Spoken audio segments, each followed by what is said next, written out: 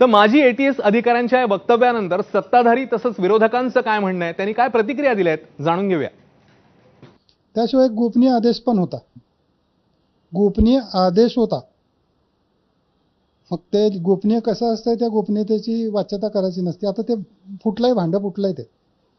तो गोपनीय आदेश म्हणजे आदरणीय मोहन भागवतजींना धरून आणा असं होतं, अटक करून आणा असा नव्हता आदेश, धरून आणा हा शब्द होता। जे काही एटीएसचे प्रमुख होते त्यावेळेचे आणि परमवीर सिंग होते, त्यांच्या मार्गदर्शनाखाली त्यांनी रोज मला देत असलेल्या सूचनाप्रमाणे मी काम करत होतो आणि रोजच्या रोज त्यांना फीडबॅक देत होतो, जिथून असेल तिथून। पुराव्या अभावीही कारवाई करा अशा प्रकारचा दबावही त्यावेळी पोलीस यंत्रणेवर होता, पण पोलीस यंत्रणेतले अनेक प्रमुख अधिकारी हे त्या दबावाला बळी पडले नाहीत आणि म्हणून मला असं वाटतं की पुढची कारवाई होऊ शकली नाही।